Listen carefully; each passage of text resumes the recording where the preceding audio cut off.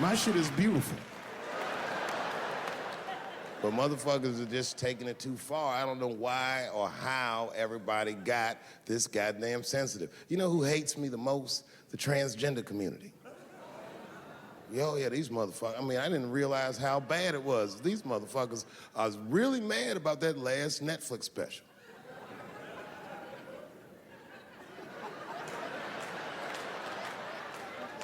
It's tough, man. I don't know what to do about it, cause I like them. I always have. Never had a problem with them. You know, just fucking around.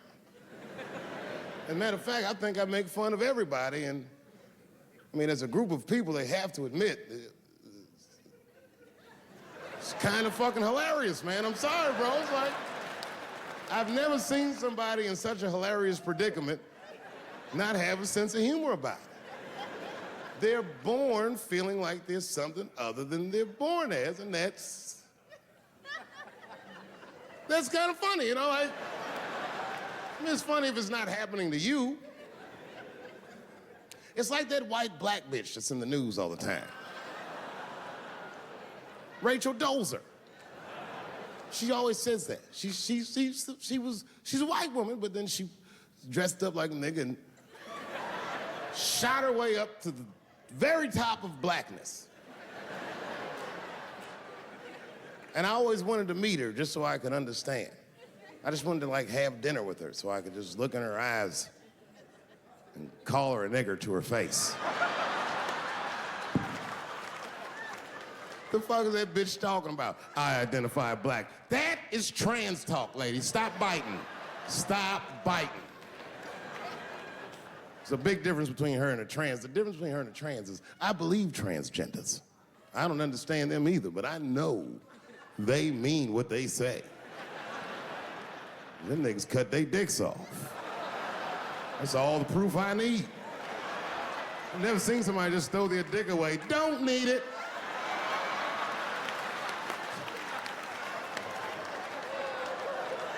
I don't understand, but I believe you and I support your decision, motherfucker. But how far is Rachel willing to go? What is Rachel willing to do so that we blacks can believe that she believes she's actually one of us? Bitch, are you willing to put a lien on your house so that you can invest in a mixtape that probably won't work out?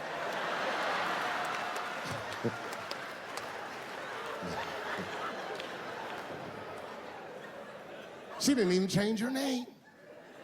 Didn't even change her name. Her name is Rachel. I can't believe in that name. If you want my support, you're gonna have to change your name to the blackest shit I've ever heard. Bitch, you're gonna have to change your name to Draymond Green. I don't know a blacker name than that. That shit is black on paper. If you type Draymond Green into Airbnb, that shit will log off automatically.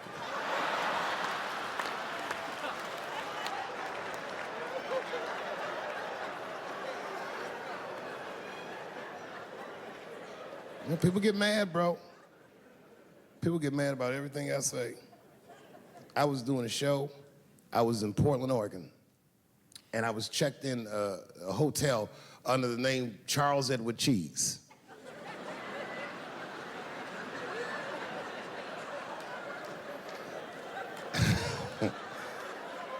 I came back to my room late at night, and there was a note. It was like a letter on my desk. It was addressed to Mr. Cheese. So obviously, I'm gonna assume that whoever wrote this letter must be an intimate friend of mine. This is not some kind of name that a person would just guess. But then I open the letter, and it turns out I don't know this person at all. It's a fan letter.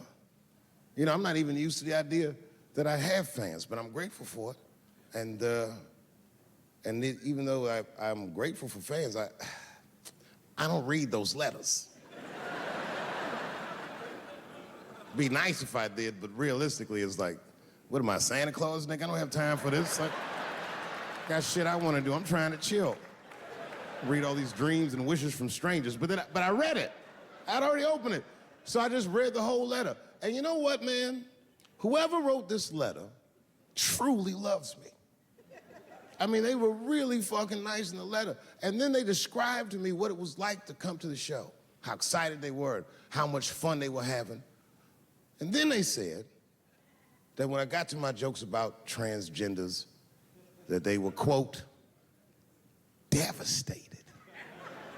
Because it turns out that whoever wrote the letter was transgender. Now, I'm gonna be real for a second. As a policy, you gotta understand, I never feel bad about anything I say up here.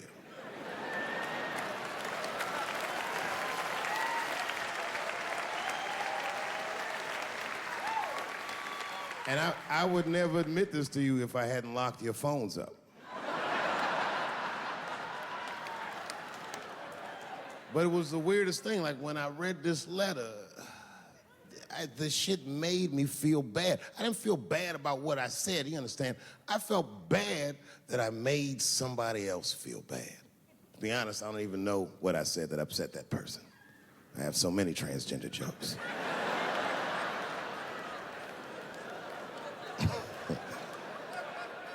But I feel like it was probably this joke I'm about to tell you right now.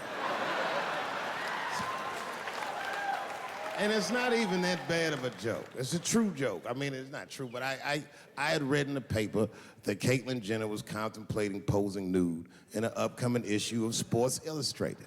And I know it's not politically correct to say these things, so I just figured, fuck it, I'll say it for everybody else. Yuck.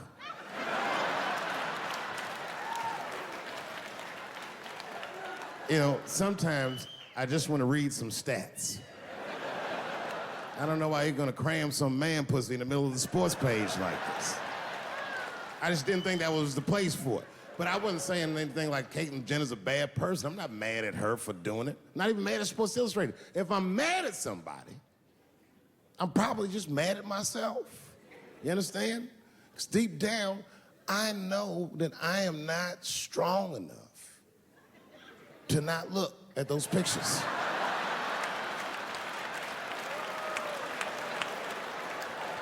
And I don't think I'm ready to see what she's trying to show me. So Caitlyn, goddamn it, if you go through with this thing, bitch, you better go hard or go home. I want you to go all the way. Hustler style. Do you know what hustler style means, miss? That means spread the lips.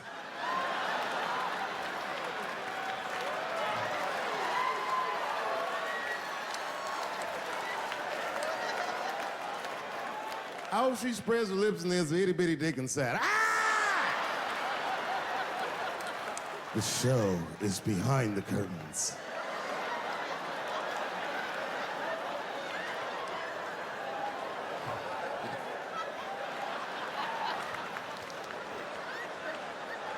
I don't know what I said that upset that person. But I'm gonna tell you something. When I read that letter, and the moments after I read it, I did something that many black men in America do not have the time or the money to do. I thought about how I felt.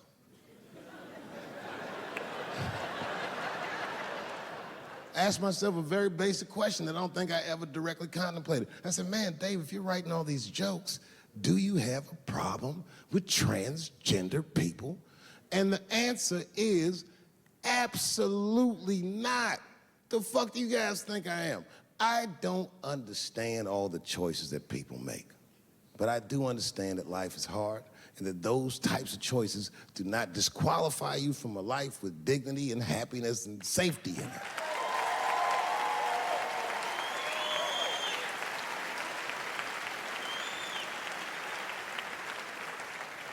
But if I'm honest,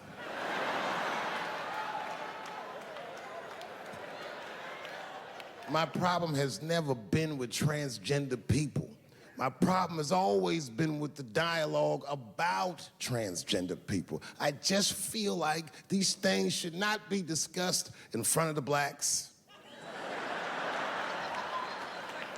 It's fucking insulting, all this talk about how these people feel inside. Since when has America given a fuck how any of us feel inside?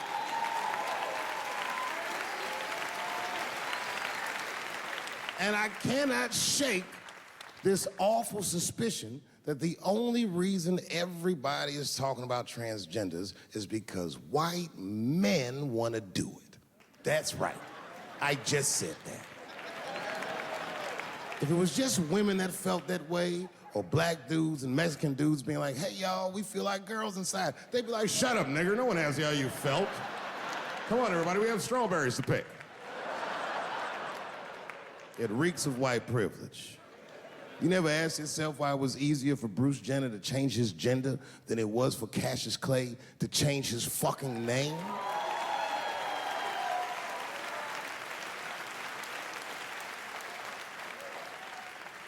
And if I were to be brutally honest, the only reason I ever been mad at the transgender community is because I was at a club in LA and danced with one of these niggas for 6 songs straight.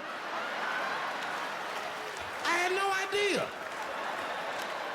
And then the lights came up and I saw them knuckles. I said, oh no! And everybody was laughing at me, hi, world star. I said, why didn't you say anything? Then I heard that sultry voice. I didn't say anything, Dave Chappelle, because I was having a wonderful time. And I wasn't sure how you'd feel about it. I said, you knew how I'd feel.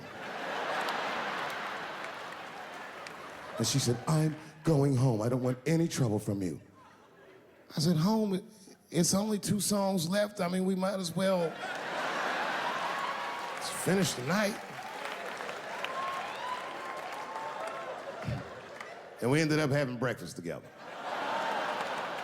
Oh, grow up, that doesn't make me gay. I just titty fucked her. His titties are as real as any titties in LA. It's 2 o'clock in the morning, I was just borrowing a little friction from a stranger. Whoops!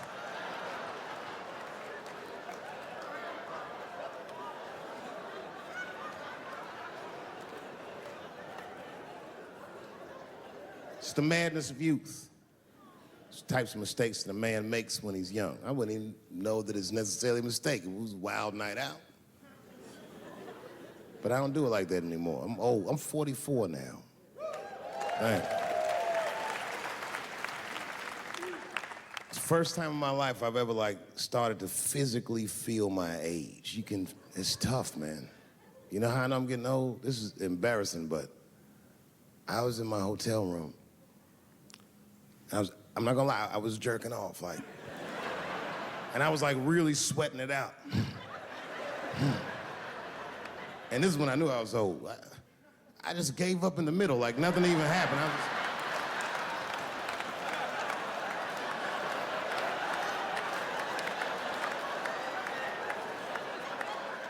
I don't like looking at my dick anymore. My dick looks distinguished. It's old, an old-looking dick. It's got salt and pepper hair all around it. My dick looks like Morgan Freeman in the 90s. Without the dots.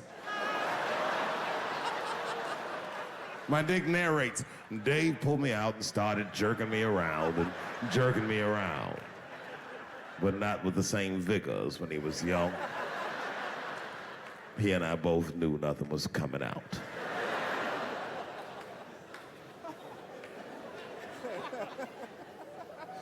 I see my age in my children. I came home from the road, this is not long ago. I've been gone for, if you can picture, I was gone for weeks and weeks. And when I came back, nobody was home. Now, one person in my family thought that maybe I'd like to see them when I got back. They knew when I was coming back, but they just weren't home. And that shit was a wake-up call. You know, when my kids were little and the tour bus would pull up to the house, these motherfuckers would spill out.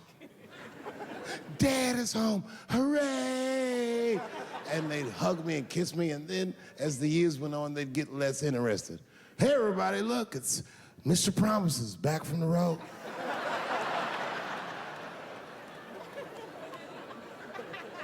But an empty house, that's some cold shit. And I went into my oldest son's room. I was like, hello, hello. He was gone. And I'd never done this to him before, but for some reason I just did it. I just looked through his shit. Just to see who this motherfucker was becoming. And I found these notebooks and I started going through the notebooks and it was all this wonderful poetry in them. Written in his handwriting. I didn't even know this nigga wrote poems. And then I looked through his drawers and I opened up his middle drawer and I found his rolling paper. And I looked down at them papers like, oh, that's where that poetry's coming from.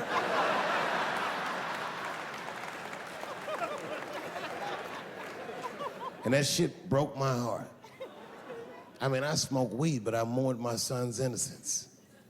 And I cried a little bit. And I took his papers upstairs to my room.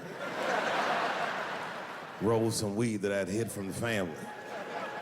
And I got really high. And then I got paranoid, so I put his papers back how I found them. So he wouldn't know what I was up to. This nigga won't even know that that happened until he sees the special. Yeah, nigga, I found your papers. He's a cold motherfucker. Let me tell you, this kid is only 16 years old. Listen to what he did to me. This motherfucker calls me up in the middle of the night. It was 1 o'clock in the morning. He goes, Dad, don't be mad. I knew something was terribly wrong. I said, what's going on? He said, listen, I'm fine. And don't forget, you told me to do this.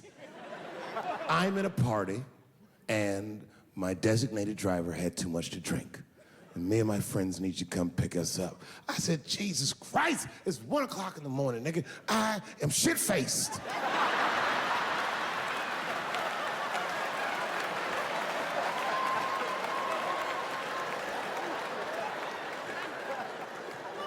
But I figured, fuck, it's better me than some kid. I might as well roll the dice and go pick my nigga up. I said, all right, I'm coming to get you. Just give me the address and I'll be right there. And then he gave me the address and I was shocked. I said, son, you are not gonna believe this, but I'm at the same party, nigga.